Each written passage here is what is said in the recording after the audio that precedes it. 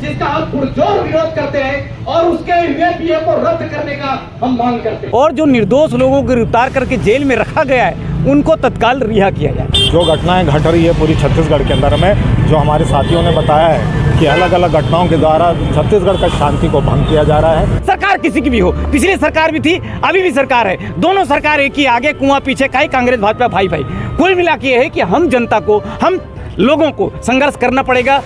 देश में पूरी एक बहुलतावादी समाज और हिंदू मुस्लिम सिख ईसाई शांति और सुरक्षा से रह पाए, ये जो हिंदू राष्ट्र की अवधारणा ये खत्म होनी चाहिए। जन संघर्ष मोर्चा ने बलौदाबाजार हिंसा समेत कई मामलों में किया प्रदर्शन। बलौदाबाजार हिंसा समेत प्रदेश के कई महत्वपूर्ण मुद्दों को लेकर आज जन संघर्ष मोर्चा ने रैली के रूप में आकर राज्यपाल के नाम पर कलेक्टर को ज्ञापन सौंपा। इस दौरान बलौदाबाजार के कलेक्ट्रेट में हुई हिंसा, बीजापुर के ग्राम मटिया में हुई नक्सली मुठभेड़ समेत कई ज्वलनशील मुद्दों को लेकर प्रदेश सरकार के खिलाफ आक्रोश रैली निकालकर कलेक्ट्रेट परिसर पहुंचे, जहां राज्यपाल के नाम ज्ञापन सौंपा गया। इस दौरान मीडिया से बातचीत करने पर संगठन के सदस्यों ने अपनी मांगों को लेकर जानकारी कुछ इस तरह से दी। क्या प्रशासन से क्या जी, आज हम लोगों का जो विशेष मुद्दा था उसमें जो फर्स्ट जो मुद्दा है, प्रथम वो है कि बलौदाबाजार में जो कांड हुआ है उस कांड में जो निर्दोष लोगों को गिरफ्तार किया जा रहा है उनकी गिरफ्तारी रोकी जाए और जो निर्दोष लोगों को गिरफ्तार करके जेल में रखा गया है उनको तत्काल रिहा किया जाए। ये तो सबसे पहले हमारा मांग है। दूसरा ये है कि वो जांच बहुत अच्छे तरीके से जांच होनी चाहिए कि कौन है, कौन उसके अंदर जाके घुस कर की गड़बड़ किया है और ये बताता है कि कैसे ये रास्ता कौन खोला। हम जानते हैं कि हिंदुस्तान के अंदर मस्जिद जब ढहाया गया उसी समय एक धार्मिक उन्माद को लेकर मस्जिद ढहाया गया, उसी तरीके से धीरे धीरे नौजवान साथी उसी तरीके से आप वही रास्ता अपना रहे हैं और ये प्रक्रिया शुरू हो रही है, तो ये नहीं होना चाहिए। दूसरा ये है कि बस्तर के अंदर जो फर्जी मुठभेड़ चल रही है, आदिवासियों को लगातार मारा जा रहा है, हम इसका विरोध करते हैं। तो कुल मिला के है कि छत्तीसगढ़ एक शांत प्रदेश रहा है, लेकिन शांत प्रदेश रहेगा कैसे जब वहाँ अन्याय अत्याचार लगातार जारी रहेगा। सरकार किसी की भी हो, पिछली सरकार भी थी, अभी भी सरकार है, दोनों सरकार एक ही, आगे कुआं पीछे काई, कांग्रेस भाजपा भाई भाई।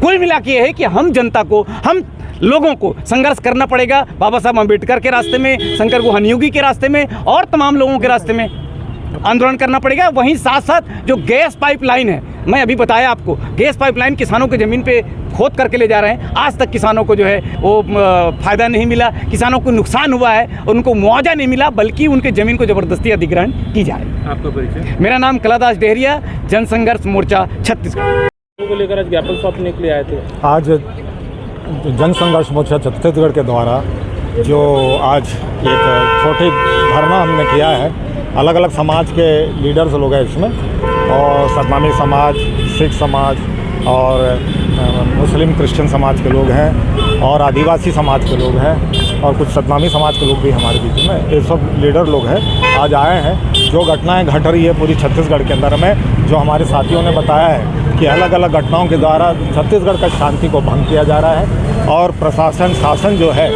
लापरवाही से कोई जवाब नहीं दे रहा है और कोई इच्छा के रूप में कोई कदम उठाना चाहिए। ज्ञापन सौंपने के लिए आए थे, क्या कुछ मांगों को लेकर ज्ञापन आप? देखिए, ऐसा है कि जनसंघर्ष मोर्चा छत्तीसगढ़ में बीते दिनों जो घटनाएं हुई उससे काफ़ी व्यथित है।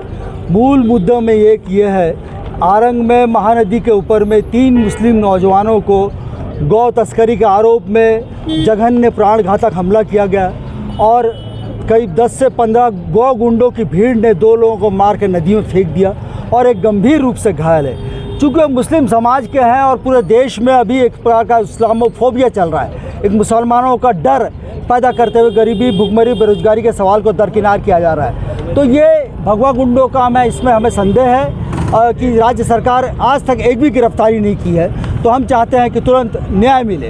दूसरी बात यह है कि जो बेमेतरा के पिरदा में जो बारूद कंपनी में विस्फोट हुआ, उसका मालिक भाजपा नेता मध्य प्रदेश के, आज तक प्रबंधन की गिरफ्तारी नहीं हुई। 9 लोग छत विक्षत मतलब मृत पाए गए और सही रूप से उनको मुआवजा देना और उनको नौकरी पर रखना, जो भी मांगे थी वो पूरी नहीं हो पाई।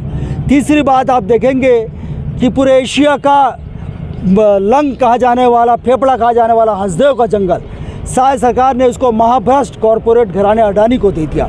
तो अडानी के हित में पेड़ पूरे काटे जा रहे हैं, आदिवासी विस्थापित हो रहे हैं। तो एक आदिवासी मुख्यमंत्री के राज में क्यों आदिवासियों को विस्थापन का सामना करना पड़ रहा है? जो झूठे मुठभेड़ के नाम पर बस्तर में आदिवासियों की हत्या हो रही है, तो इसका जवाब भी आदिवासी सरकार से चाहते हैं। ये भी हमारा एक मुद्दा है।